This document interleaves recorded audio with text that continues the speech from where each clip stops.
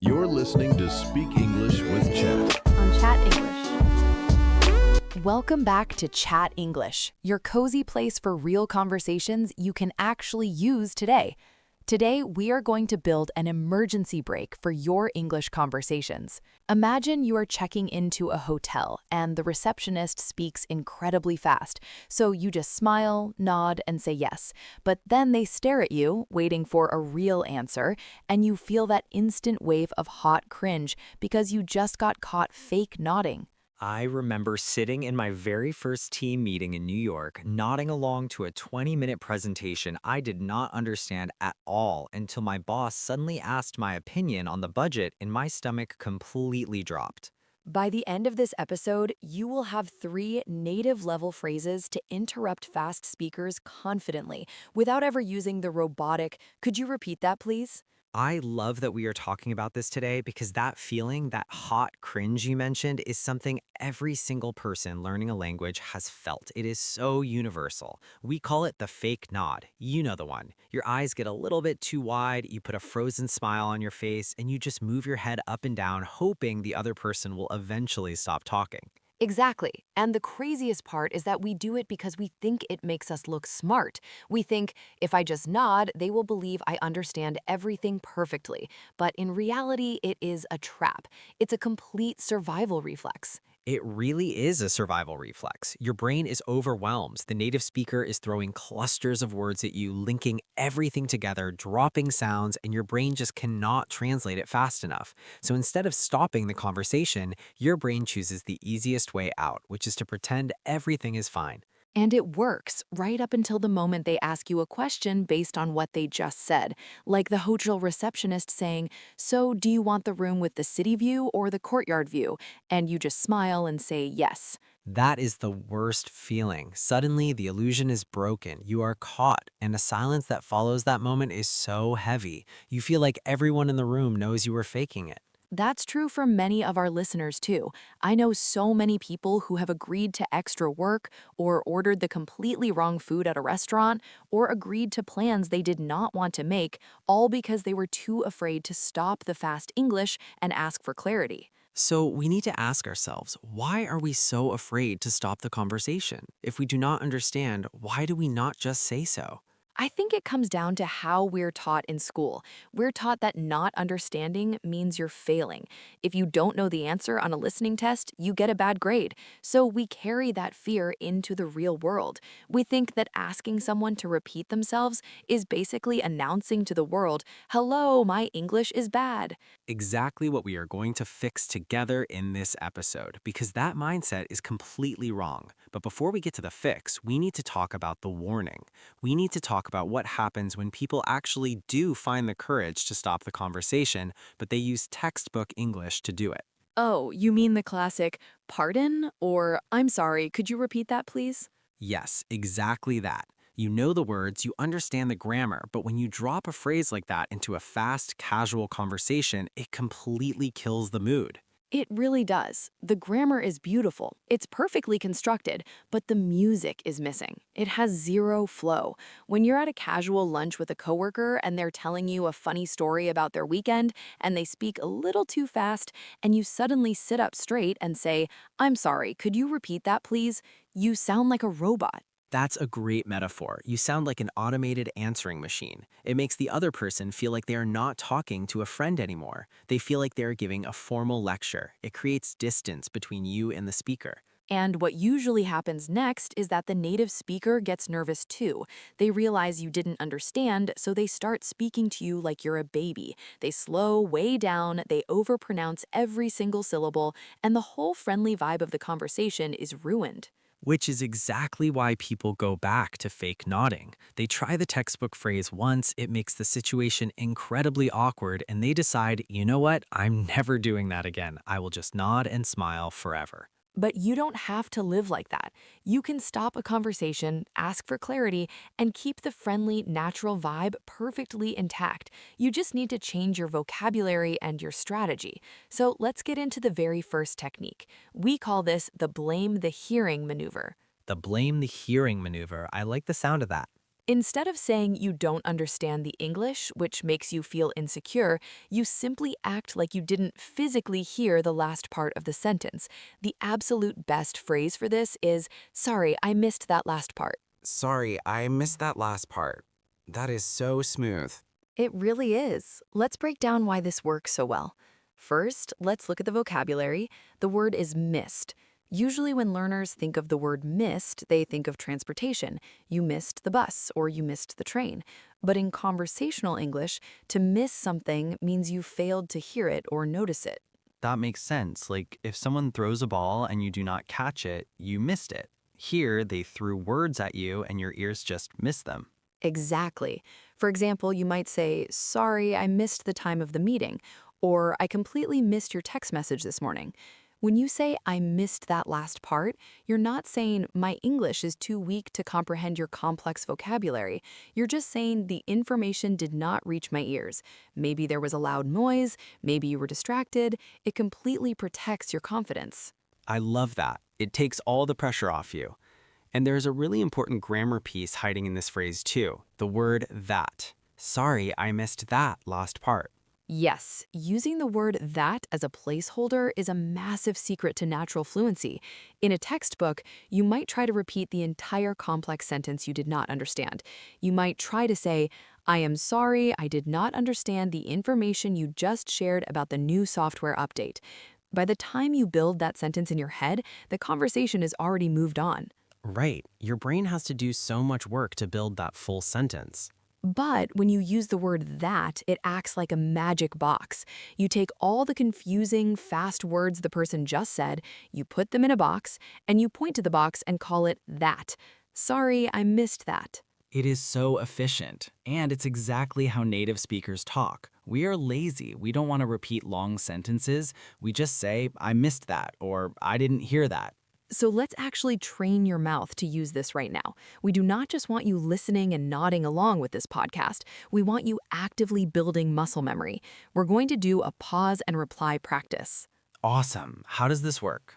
I'm going to play the role of the incredibly fast, mumbling native speaker. I'm going to say a sentence that is very hard to understand. As soon as I finish, I'm going to pause. In that silence, wherever you are right now, I want you to physically say out loud to your screen or your steering wheel, "Sorry, I missed that last part." And do not just think it in your head. Actually push the air out of your lungs and move your lips. If you only practice in your head, your mouth will freeze when it's time to do it in real life. Exactly. Okay, here we go. Get ready to interrupt me. "Hey, so I was thinking we should probably move the meeting to Thursday because the clients are flying in early from Seattle and I need to prep the slides. Does that work for you?" Did you say it? Did you say, "Sorry, I missed that last part"? Let's try it one more time. I'll go a little faster. You have to cut the tension and just say it. "Hey, I know you're busy, but the printer is broken again and I really need these documents for the presentation at 2. Do you know where the extra toner is?" Sorry, I missed that last part. Perfect. Dan, how did that feel? It felt really empowering. Honestly, just having a set phrase ready to go means I don't have to panic and search for words. I just deploy the emergency brake. Sorry, I missed that last part. And notice the tone Dan used. He didn't sound angry, he didn't sound terrified, he just sounded casual. The tone is just as important as the words. You want to say it with a slight smile and a relaxed voice. Speaking of deploying things, if you're finding these techniques helpful and you want to build a natural, confident speaking voice without the textbook robotic feeling, take a quick second to subscribe to the channel. We build these practical, real-world exercises every single week to help you actually use your English. Absolutely. We love having you in this community. So, we've covered the casual, everyday situation. The blame the hearing maneuver is perfect for coffee shops, hotels, and chatting with friends. But what if you're in a more complex situation? What if you're at work and your boss is explaining a completely new project and you really need them to explain the entire concept again? That's a great question, because saying "I missed that last part" implies you only missed the end of the sentence, but sometimes you missed the whole thing. You need them to start over, but you don't want to say, "I don't understand anything you just said." Exactly. And that brings us to technique number 2, the run that by me maneuver. This is the ultimate professional phrase. Could you run that by me one more time? Could you run that by me one more time? I use this phrase constantly at work, but I know for a lot of learners, the vocabulary here is really confusing. Run, like running a marathon? Why are we running? It is a fantastic phrase, but yes, it is an idiom. Let's look at the definition. To run something by someone means to tell them an idea, a plan, or some information so they can think about it or give feedback.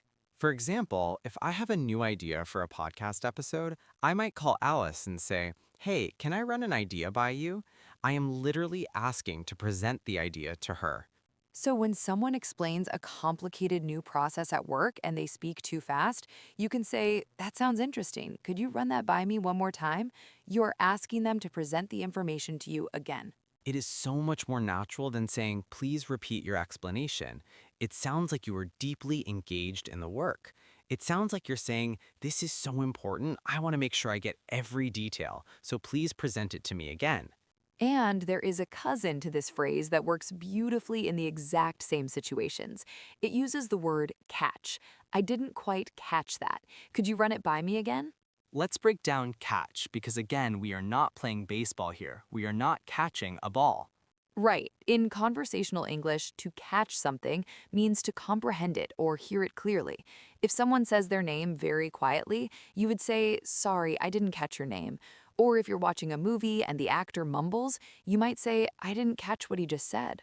So when you say, "I didn't quite catch that," it is a very soft, polite way of saying the information flew past you too quickly. I love the word quite in that sentence too. I didn't quite catch that. It softens the failure. It means I heard some of it, I understood some of it, but not 100%. It's a tiny word that does a lot of heavy lifting to protect your ego. So now we have these incredible phrases. We have, "Sorry, I missed that last part." We have, "Could you run that by me one more time?" And we have, "I didn't quite catch that." Now it's time to test your instincts with the best reply quiz. Yes, let's put you in a high-pressure, real-life scenario.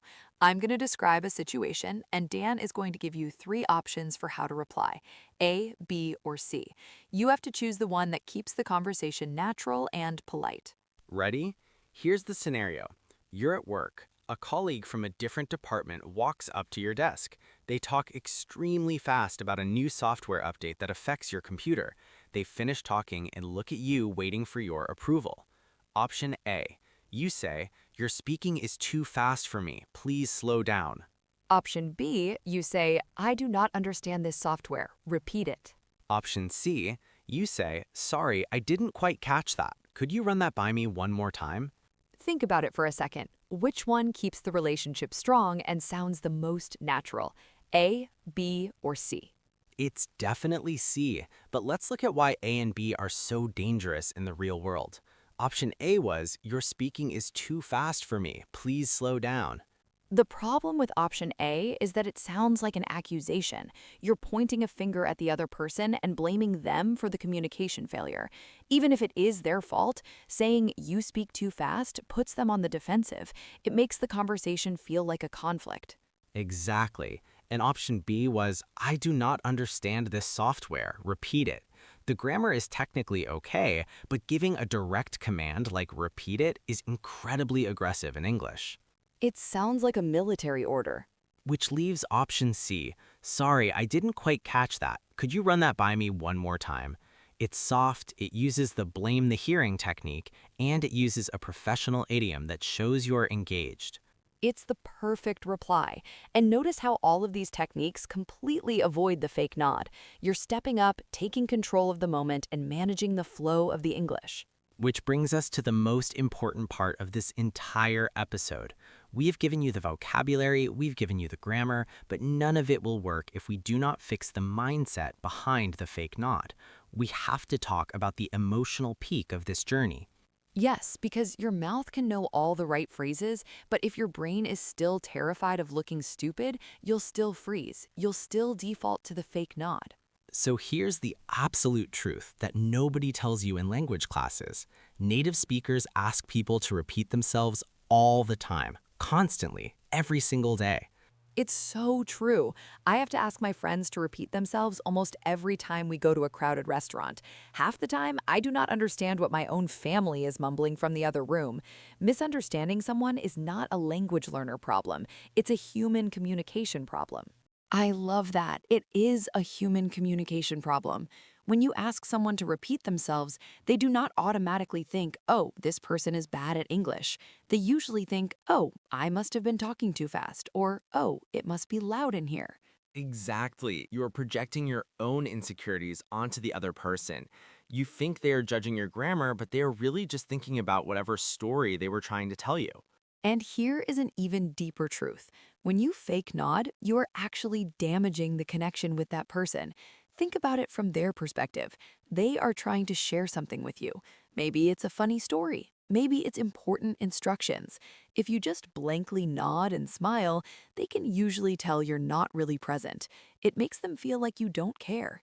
That is a brilliant point. The fake nod is basically ignoring someone with a smile on your face. But when you actively stop them and say, wait, sorry, I missed that last part. Could you run that by me again? You are sending a massive signal of respect. You are telling them, what you are saying is so valuable to me that I refuse to miss it. I want to hear it properly. Interrupting shows you care. That is such a powerful mindset shift. You're not interrupting because you're failing, you're interrupting because you're actively engaged in the relationship. Yes, and once you realize that, the fear starts to melt away.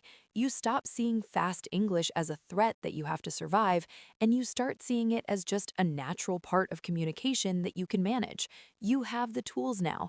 You are the pilot of the conversation.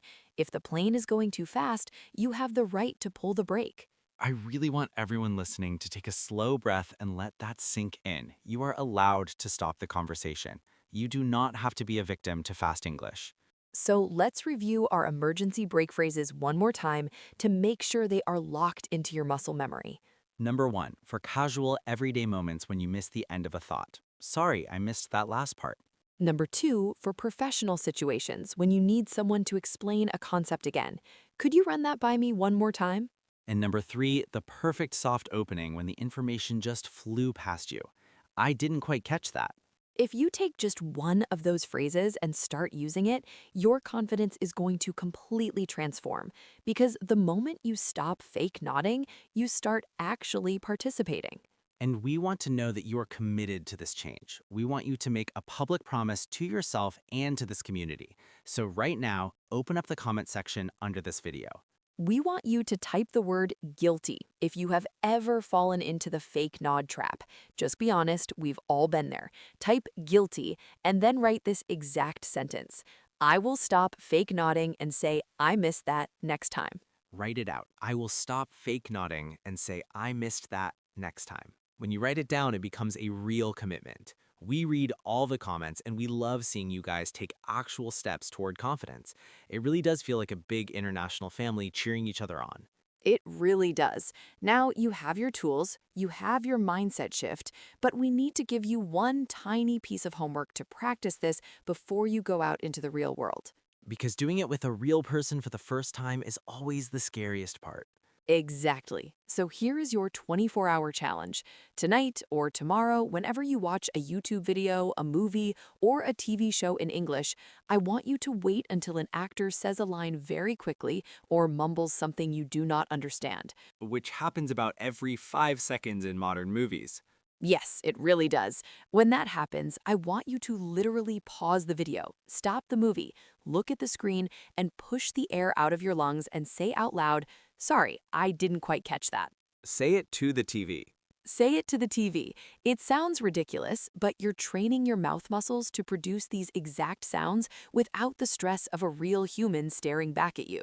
If you practice saying it to a screen, it will be sitting right there on your tongue, ready to go the next time a real person speaks too fast. That is such a good practical step. Muscle memory is everything.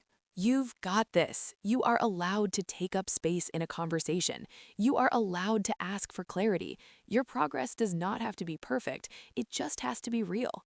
To continue advancing your English and to keep building that natural confidence, click on the next video on your screen, where we break down exactly how to answer politely when you really don't know the answer to a question. Thank you so much for hanging out and practicing with us today. Keep training your voice, stop the fake nods, and we'll see you in the next real-world conversation.